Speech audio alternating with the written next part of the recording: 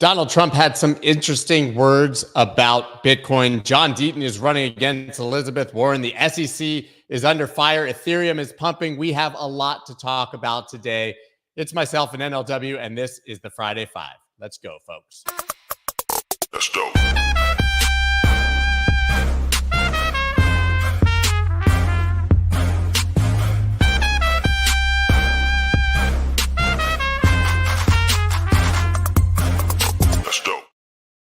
What is up, everybody? I'm Scott Melker, also known as the Wolf of Wall Street. Before we get started, please subscribe to the channel, hit that like button. I am in a major glitch over here, so I didn't even hear the music play.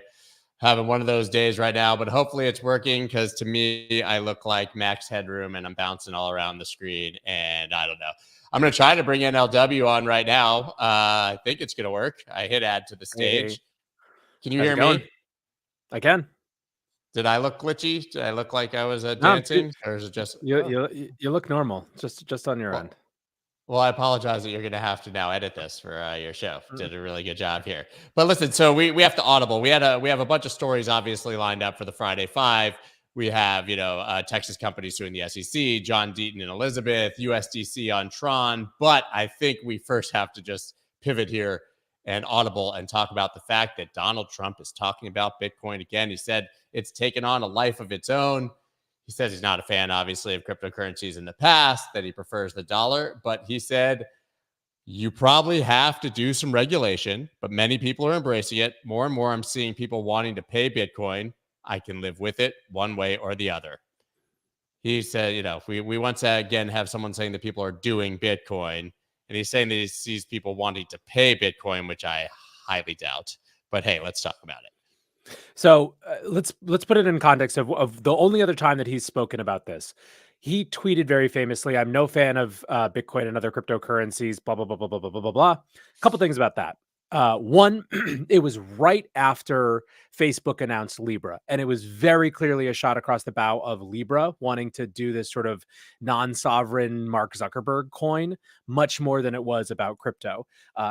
People widely assumed at the time that the tweet had been written, at least in large concept, by Steve Mnuchin, then Treasury Secretary, who obviously did have a gripe with the industry.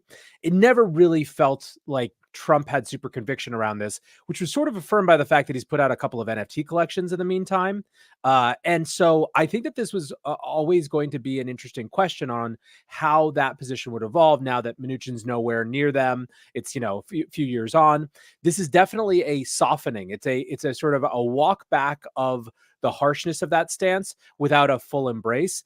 It could be a political determination based on the fact that so many of the other Republicans in the field have been more proactive and sort of excited about it. I actually think that the positioning of "I'm noticing people want more of it" is a pretty smart one politically, frankly, in the sense that it doesn't really, it allows the politicians saying that to look like they're responding to the will of the people, which obviously makes it very different, from a kind of flip-flopping position. But it's notable. It's an errant comment in some way, but the fact that it was chosen to be a topic of conversation, I think is pretty significant. Yeah, I think that this is probably some of the influence of Vivek Ramaswamy, obviously, who's been very pro-Bitcoin and is one of the potential vice presidential candidates for Trump. Like you said, I think that he's not really giving anything away here, but he's saying whatever. And honestly, whatever is as pro-Bitcoin a platform as you could expect to get from either of the guys running, and sets him massively apart from the Biden administration's platform of being aggressively anti-Bitcoin. So this is actually probably a pretty well-planned tactical move to just say nothing, as opposed to "I'm against it," because that makes you, without having to endorse it, without having to go out on a limb, you're basically making yourself the more pro-Bitcoin candidate. It's all the sliding scale and relative to your opponent. Yeah. Well, and the other thing is too, not to get too deep into the American political weeds, but for a fairly long time at this point, Trump has dictated the norms and shapes of the GOP, and sort of, he is the party line. And what this does is it basically gives cloud cover for Republicans who care about this issue to continue caring about it and being loud about it without it interfering with or contradicting, the effective party leader. So, if you're a Tom Emmer or someone like that, who, by the way, has not necessarily had a great relationship with Trump historically. His whole candidacy for speaker was basically destroyed by Trump. This at least sort of signals that you can continue to do the thing that you're doing. So it's a good thing for pro Bitcoin GOPers as well. Yeah, that makes perfect sense. Let's dig in now to some anti-SEC sentiment, something that we love here. Now, this company is not huge. Texas crypto company sues SEC for overreach on digital assets, but it is nice to see that we have companies continuing to take the fight to the SEC, which is something that would have probably been unheard of a year or two ago. This is Fort Worth-based company Legilex and lobbying group Crypto Freedom Alliance of Texas, claiming the SEC has asserted jurisdiction over the industry without a clear statutory mandate. They're trying to launch a cryptocurrency platform called legit.exchange. And this goes back to the question of what the hell can and cannot we list on this exchange. Yeah. So I think the way to think about this is as the inverse Prometheum. So Prometheum, in the crypto industry's estimation, was effectively a plant exchange, not a real thing, that the SEC has used to try to argue that their stance of you can just come in and register is legitimate, right? They held them up as an example of you can get these special broker licenses, and they put them in front of Congress. Well, it turns out that they actually couldn't offer any of these assets under the license that they got. And so that's created a whole, kerfuffle. But by and large, obviously the Promethean people say this isn't the truth, but the crypto industry has been pretty consolidatedly believing that they are effectively just a plant. This is almost the reverse. This is a legal tactic organization. I mean, it's right there in the name. It's called Legit Exchange. This is a company that was created to make this challenge and to demonstrate a point. That doesn't make it not legit, by the way. This is a thing that happens in lots of different places when there are unclear regulations or there are regulations that want to be challenged. This is a tactic for getting a decision that potentially can rise up the ranks of all the way to the Supreme Court. It looks to many people like this is an attempt to get a major questions doctrine conversation in front of the Supreme Court. Major questions doctrine is a sort of relatively novel or new legal theory that basically says that when it comes to matters of economic importance, significant economic importance, agencies can't just assume that they have authority. They have to be specifically mandated from Congress. So crypto companies have tried to argue in numerous cases that the SEC doesn't have authority unless Congress explicitly gives it to them. This is an attempt to kind of get that issue in front of judges, and particularly in front of favorable judges. The judge that they will hear this case initially in Fort Worth does not like government overreach. Let's put it that way. So it's a tactic. This is the crypto industry using and availing itself of the legal system to the fullest extent possible in order to try to force the issue. And so that's what makes it significant. It's not significant because it's a big exchange. It's literally, it's tongue in cheek. It's called legit.exchange. I know, it's so funny. It is a legal strategy and probably a smart one, honestly. Yeah, and I think we should give honorable mentions, obviously, for both Coinbase and Kraken pushing back against the SEC once again this week, too. We didn't really have it in our list, but they're looking to get cases dismissed. It just seems that the SEC continues to be under fire, and it's amazing how much of a 180 reversal that is from the past when you just assume the SEC could do whatever they want and was always going to win. They used to win 99% of their cases. They've bitten off a lot. I mean, you're going after an entire industry all at once that's still well funded. Even in the depths of the bear market, it had some money. So, they really decided to test the limits of how many battles they could fight on how many fronts, and this is the result. This is a big story. USDC stablecoin issuer Circle dumps Tron network TRX steady. Circle cited its risk management framework as part of the decision, among other factors. If you read into all of Circle's comments on this and USDC's comments, it's word salad for regulatory compliance and risk management and assessing risk and all these things. This is a really big deal. Now, given USDC has a very small presence on Tron, a fraction of what's on Ethereum, but USDT, 51 billion of the 101 billion USDT is on the Tron network. As we've talked about before, it is the most popular network for people to make quick and cheap transactions on USDT all over the world using stable coins. And it makes you question what Tether is going to do. They've said they won't confirm or deny if it's dropping USDT on Tron, but if they did, it would be huge. Also, you can't help but put on your tinfoil hat and start to think that this has something to do with a crackdown coming for Tron and Justin Sun. Yeah, I mean, so first of all, I don't think anyone saw this news and thought to themselves, "Wow, really? Tron? They're dropping Tron?" Like, it's not surprising, right? This is open questions. There's always been open questions.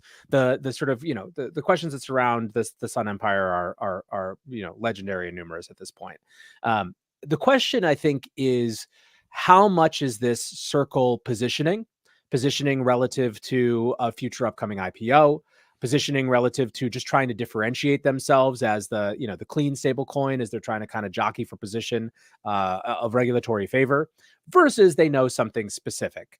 And I think that it's obviously totally possible that they've heard something specific, but it makes just as much sense that, especially as such an insignificant part of the overall USDC network, that it looks like an easy way for them to clip off, potentially a hanging Chad that could create questions in the future, as well as just sort of bolster their bona fides as sort of the clean one. Now, something we've talked about over the past, I don't know, month or so is how Tether has made this sort of interesting, not full pivot, but slight shift towards the US government in terms of, approachability and sort of interest and engagement. And perhaps this is a response to that from Circle of, again, trying to reinforce a difference between them, given exactly what you pointed out, Scott, that 51% of Tether is issued on Tron. Yeah, I mean the take I think that I've seen the most is the one that you mentioned. Obviously, it says it right here in the article. It could be part of a long time realignment separating compliant and gray market crypto. Right. If they're trying to be publicly listed, if they want to get in line with the United States government, the best way effectively for them to do that is just to differentiate from USDT. Right. So it doesn't mean that USDT is doing anything wrong. It just means that they're basically losing nothing here to gain a political advantage or a regulatory advantage. I think that that's the correct take that you offered. Yep. Well, now I think we have the story of the week, in my opinion. Crypto attorney launches Senate bid against Elizabeth Warren. Listen, I've been talking to John Deaton about this for quite a while. I was really excited that he was going to do it. He moved his address from Rhode Island to Massachusetts just to get that done, which irked Elizabeth Warren to no end, who called him a MAGA Republican who's backed by the political machine and the RNC, when anyone with a brain knows he's literally the opposite. Nobody saw this guy coming. He's doing this of his own free will. He is doing it because he believes it's right, not because he wants to be a politician. He's doing it because he believes in term limits, which would be against his personal interest if he actually won. And the crypto industry is coming in hard behind him. And what's really incredible as you dig into it is she is shaking in her shoes. Eleanor Terrett has been reporting on this pretty widely. She is going nuts asking for campaign donations, saying that they finally have a credible threat, trying to already discredit him. She's really seemingly very scared because this is not something she's ever done when there's a Republican opponent coming in. She's basically shrugged them off. Yeah, so it's weird. Like long and short of it to me is it's very weird, her response.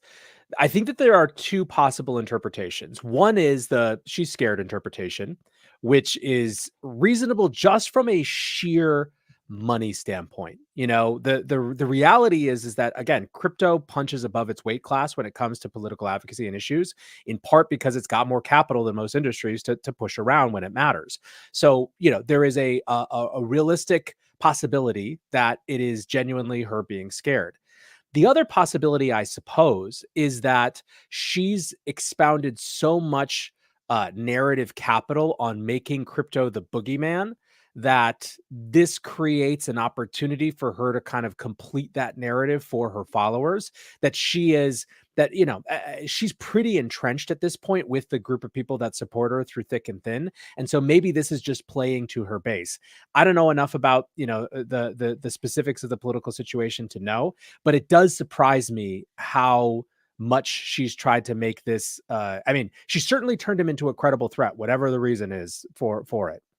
And she did it in a matter of minutes. These Yeah. emails were going out hours after he announced his bid. It really gave him a lot of fodder. It gave the news a lot of fodder. It seems like her best approach would have been just to lay Yeah, you silent completely ignore and it. pretend that he was completely irrelevant. I don't know if it's fear or just an opportunity to raise more money, I mean, but either it also, way, yeah, it feels like maybe her war chest is not as deep as it might once have been, you know? he told me she had 4 million coming into when he filed that, and I thought it was going to be much, much more than that. Yeah, So, that's nothing.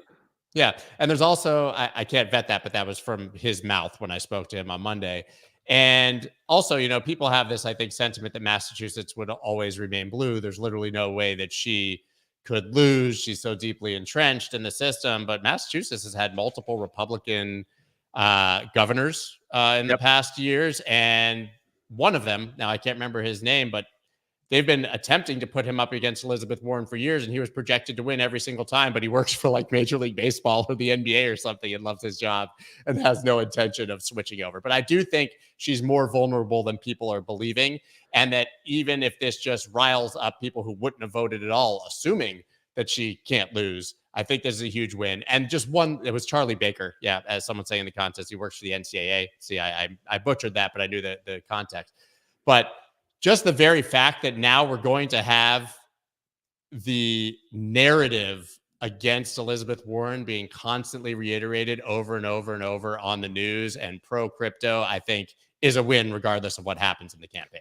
Yeah, I mean, it's there is nothing that the news loves more than a real fight story, and they just, I mean, this becomes the perfect psychodrama for them to focus on. So it's a weird tactic.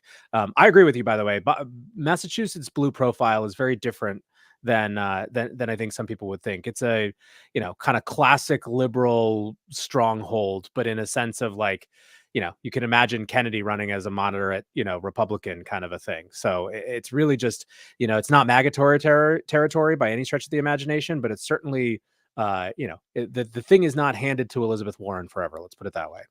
Well, all I know is that she's going to have a lot of restless nights and be working a hell of a lot harder over the next 8 or 9 months, which I'm here for. Yeah. Love it. Anything that makes her life a little more difficult and a little more stressful, I think is a good expenditure of my money. The next one, man, this is taking the world by storm. I actually interviewed Guy Young yesterday, who is the founder of Ethena, just to figure out what the hell was going on with this platform. DeFi platform earning yield by shorting Ether attracts 300 million. Ethena offers 27% annualized rewards to holders of its USDE stablecoins, a yield it generates mostly by shorting Ether futures. I believe they mainnetted 4 or 5 days ago, or testnet. Either way, they launched quickly over 300 million. The yields are exceptionally high, but it should be noted that those are rolling. They're based on the 8-hour funding rates, so it's not always going to be that way.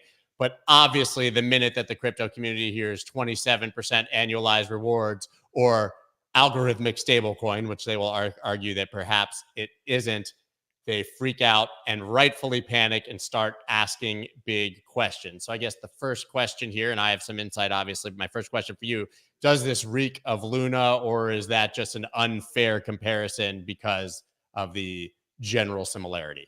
I mean, both is the short answer, right? Like it reeks of Luna only insofar as seeing eye-popping numbers that are, even if they're, listen, this team has tried to make it clear that these numbers aren't guaranteed and there's lots of variability here and they're likely to come down over time. But it doesn't matter. You see those numbers and it's an absolute trigger for the same sort of behavior that got people in a lot of problems last time.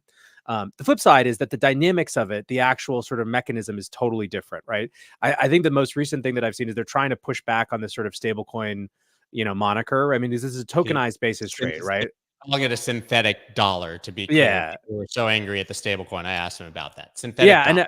and this seems like semantics, but it's actually not, right? Stablecoin has a specific connotation, and we talked about this a lot when it came to last cycle, like that algorithmic stablecoins probably shouldn't be called the same thing as the one-to-one backed reserved. It's if we understood that there were different types of instruments with different risk profiles, we wouldn't have had perhaps the same amount of trouble. Although I think Luna was always going to implode at some point. There are real risks here. Anytime you have the appeal of big yield matched on the other side by significant risk, no matter how much you try to caveat and condition, there's always going to be some challenge. I think that the response to this, the way that the team is handling it, shows that this cycle is different than last cycle. There's instantly more skepticism. There's instantly more deep analysis of what's going on here. And I think that that's a positive indicator of where we've come, completely outside of anything sort of specific to Athena itself. I seem to have lost my camera angle for the moment, but I'm hoping you can still hear me talking. We're having a lot of We can. glitches today. As you can see, as you said, there's been a lot of skepticism, obvious reasons. A lot of them even are just counterparty risk, right? If they're going to have to be shorting Yep. ETH on a centralized exchange, what happens on that exchange? If you have to be staked, what happens if something happens with that protocol? I asked him these questions and many other, just so people understand. I see people making comments shorting ETH at the beginning of a bull market. There's a delta neutral strategy. They are buying and staking ETH in the protocol to earn a yield there, and then shorting to hedge. So they're not shorting ETH per se, as these articles would imply. It's part of the strategy. But that cash and carry trade has been largely and hugely problematic in the past. I mean, that was to some degree what was happening with GBTC when people were taking advantage of the premium. And when it quickly went to a discount, that's when we saw 3AC and BlockFi et al. Collapsing. Hugely problematic, but they do make the argument this is different. They're disclosing the risks. There are tremendous risks, and people should be aware of that. It will only be DeFi natives who understand what they're doing that will try this. But to your point, when you say 27%, a lot of unsophisticated people are probably going to rush in. We can leave the judgment as to whether that's the fault of the company or the protocol or not for allowing it, or if that's up to the individual, but there is some risk.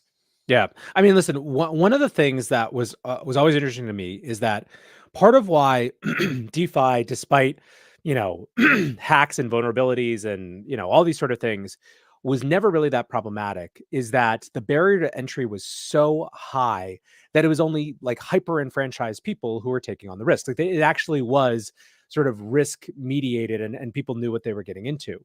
The problem with Luna is that people got exposure simply by holding this Luna asset, right? It didn't take them actually, being involved with the DeFi side of things to be exposed to DeFi risk. And that's what ended up washing out so many regular people. So, as we look at DeFi this cycle, I think one thing that I would keep an eye on is the extent to which there really are those barriers to entry that are keeping it just for DeFi degens and DeFi natives versus some mechanism that gets it out into the broader public, which could create kind of a challenge. Yeah, totally agree. As you can see now, my head is stretched. We're doing really good over here, but trying to get the camera going right. I think that this is going to be one of those interesting experiments that is TBD.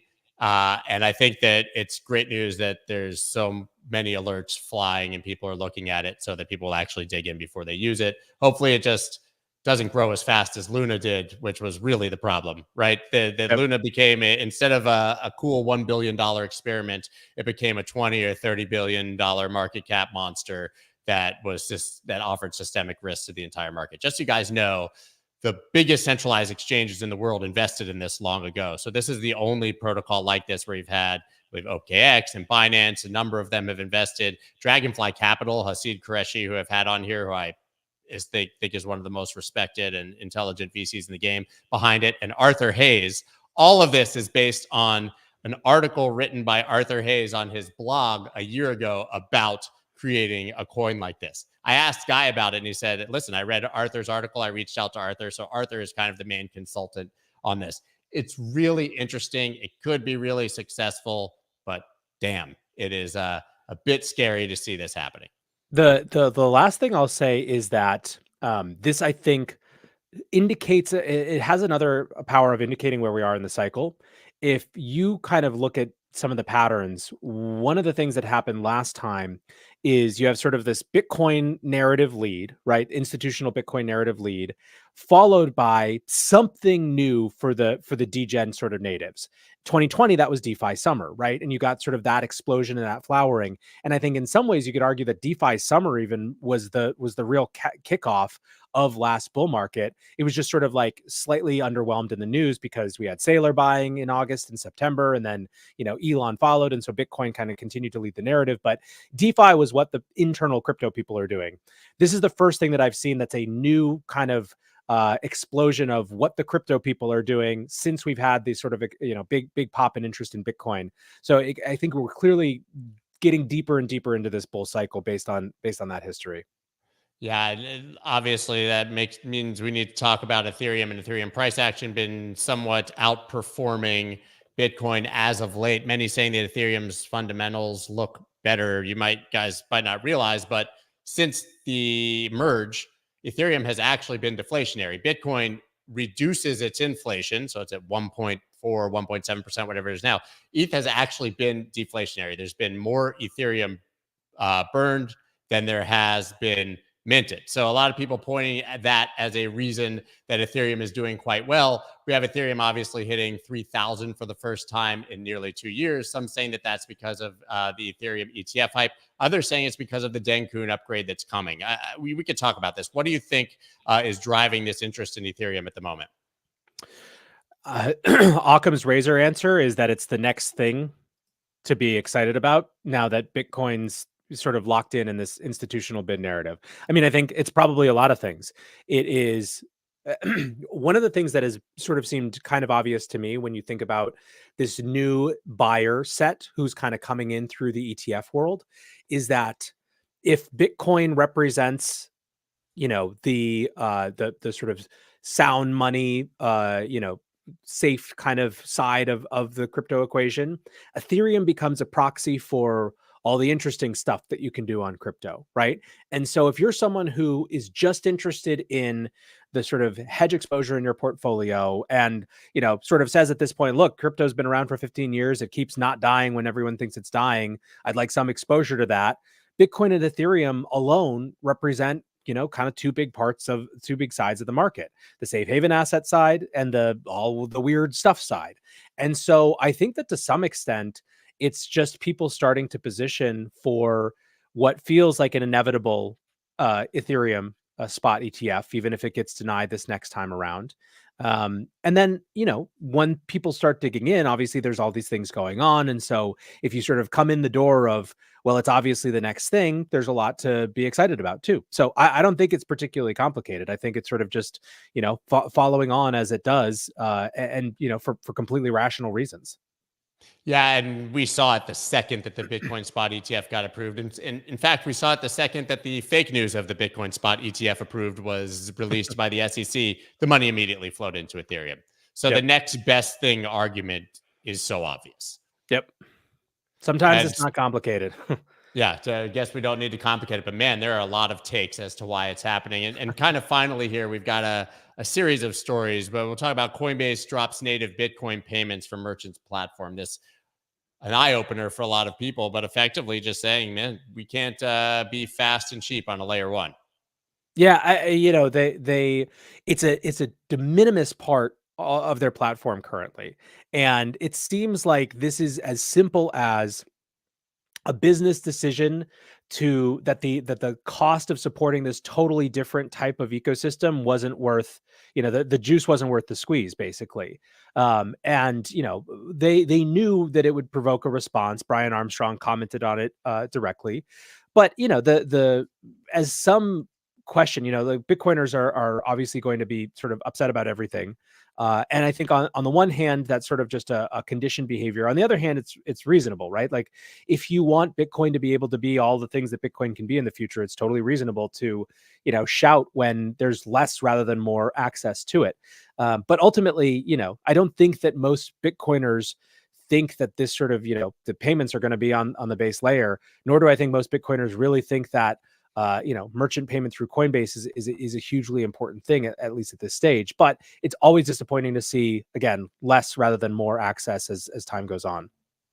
Yeah, I agree. We had Lauren Dowling, who is the product lead for Coinbase Commerce here, explaining why it happened. Now we have to get into why we have this title as we're sort of talking about these things. This was honorable mention too, but Pantera Capital reveals $500 billion opportunity for Bitcoin. And this definitely speaks to that Ethereum versus Bitcoin direct competition that we're starting to actually have now, because this is about DeFi on Bitcoin. We know that the bulk of the TVL for DeFi has always been on Ethereum, remains there, no matter how hyped Solana and other protocols get. But basically saying that we are seeing a tipping point now with things being built on Bitcoin, and as the strongest base layer, we could really see a massive sort of Cambrian explosion here of building and of monetary opportunity directly on Bitcoin. Yeah. So this is, I mean, listen, I'm glad that this conversation is happening. I think it's reflective of larger shifts that are that are absolutely true. Franklin, the author of this piece from within Pantera, kind of calls out that there's this flowering of a Bitcoin builder ecosystem, which is absolutely true. That there's been more excitement around ordinals and BRC20s, absolutely true. I think that the leap from that sort of excited interest to this is this huge market that's going to ultimately have the same percentage of Bitcoin's market cap from DeFi as Ethereum's is a little loose. But I think that if you're trying to understand the sort of really relevant part of this, it's absolutely just that this is now going into this cycle a part of Bitcoin's conversation, whereas it never was in the past. So if you kind of hold aside the specifics of the numbers, which are necessary for getting our attention. I mean, look, it worked. We're talking about it. Then the thing that I think is definitely true is just how much more rich this sort of builder ecosystem is around Bitcoin. How many people are thinking about, talking about, and trying to act upon DeFi on Bitcoin, whatever that is ultimately going to mean. And one last really quick honorable mention. We had the fact that Jack Dorsey and Square made a ton of money selling Bitcoin. Okay, cool. Reddit discloses Bitcoin and Ether holdings in IPO filing, converting their treasury into crypto. We should be here for this, right? Yeah, I mean, they so minimized it though. I mean, they're really trying to make this not a story, I think, and it seems like not that much of a story. But it is interesting, like how little this captured people's attention. We are very clearly not super convinced or captivated by the treasury narrative in the same way that we were before. If you had plopped this story down in early 2021, it would have been the continuance of a massive trend. But at this point, it's sort of just like, whatever. I mean, that's it. We covered everything. I have to say, because I'm reading the comments and it's just cracking me up that people can't believe I would talk about Donald Trump favorably. Guys, we cover the news. If Donald Trump says something, we're going to give you the take on what it means. It doesn't mean I'm voting for him or Biden or anyone else. I hate politics so much. It actually hurts, but I do love John Deaton.